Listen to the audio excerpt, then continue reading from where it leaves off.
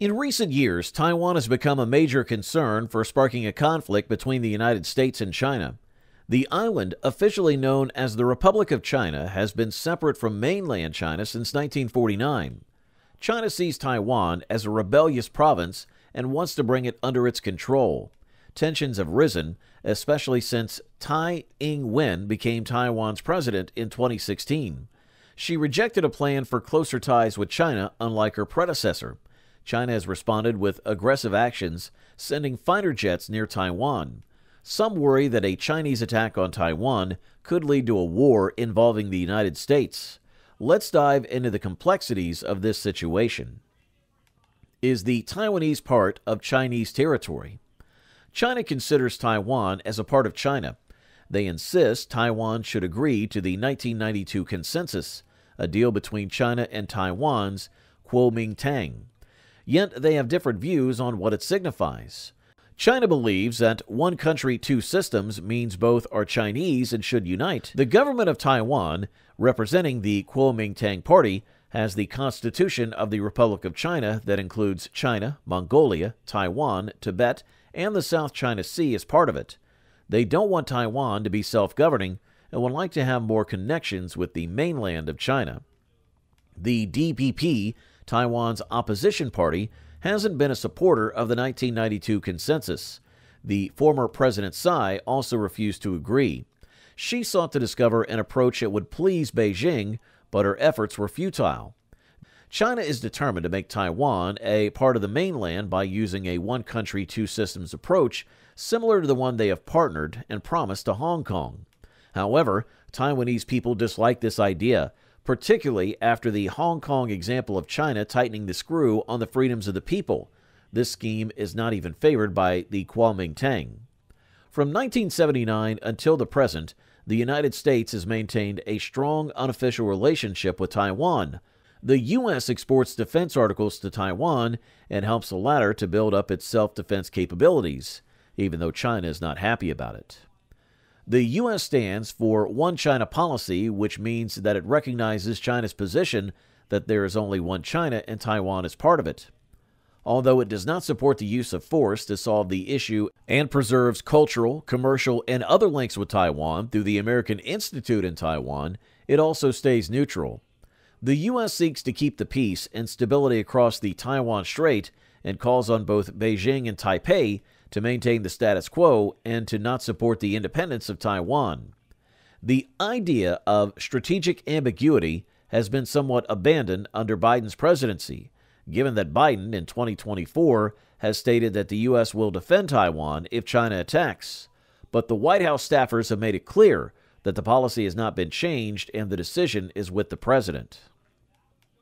During Donald Trump's tenure, the U.S. reinforced its relationship with Taiwan by approving large arms sales deals and engaging in high-level diplomacy. At the beginning of 2020, Trump's administration lifted the restrictions on meeting Taiwanese officials, which was a move away from the past policies. The Biden administration has kept on with this policy, supplying weapons and raising the number of meetings between U.S. and Taiwanese officials. The United States Congress also supports Taiwan by adopting legislation to promote the relationship and defend Taiwan. The United States says that its officials' recent visits to Taiwan have been strongly criticized by China, which resulted in military exercises and trade restrictions. What bothers American experts the most is that China is getting stronger militarily and behaving more aggressively. This will be the perfect combination for a potential conflict with Taiwan if the relations worsen. China still does not exclude the possibility of using force to take over Taiwan, while the U.S. still does not exclude the possibility of defending Taiwan if China attacks. However, the experts are not unanimous on whether China will attack.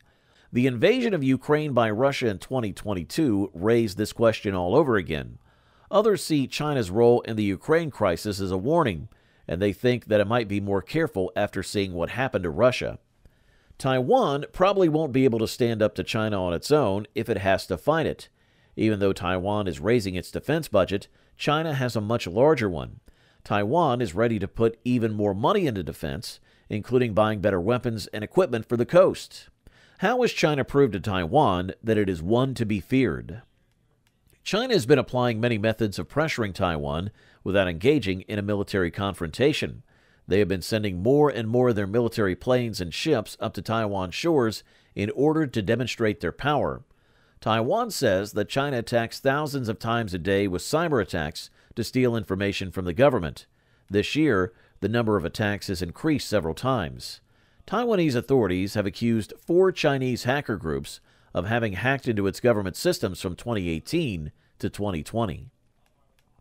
China has been employing a variety of other ways, though, which to put pressure on Taiwan. In 2016, they ceased communications with Taiwan's Maid Office for Communication, which is the link between the two sides. They also damaged the tourism industry of Taiwan, as the number of Chinese tourists visiting there has significantly decreased. The number of Chinese tourists, which was more than 4 million in 2015, dropped to 2 million. In 2019, the number of tourists visiting the city stood at 7 million, but the pandemic has led to a further decline in the number of travelers.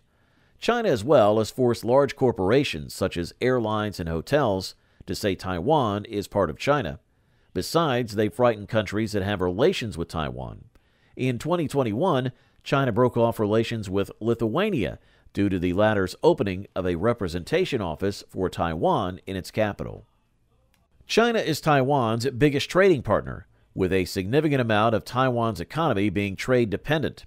Lately, however, there have been problems with China's pressure on Taiwan and Taiwan's fear of being too dependent on China. Before Obama was president, from 2008 to 2016, Taiwan signed many agreements with China to facilitate trade. This was a very good thing for trade, as it meant that the trade barriers were removed and direct links were established. However, when Tsai and her party, the DPP, took over, they decided to widen trade relations with Southeast Asia and the Indo-Pacific region. They began the new southbound policy as a means to promote commerce within these nations. In 2016, the trade with them almost doubled compared to 2022, and Taiwan also began to invest more in these areas. Besides, Tsai is trying to bring back Taiwanese factories from China back to Taiwan. However, the efforts of Taiwanese officials did not stop the surge of exports to China, which reached a new record in 2021. The People's Republic of China pressures other countries not to make trade agreements with Taiwan, and Taiwan is excluded from big trading blocs such as the CPTPP or the RCEP.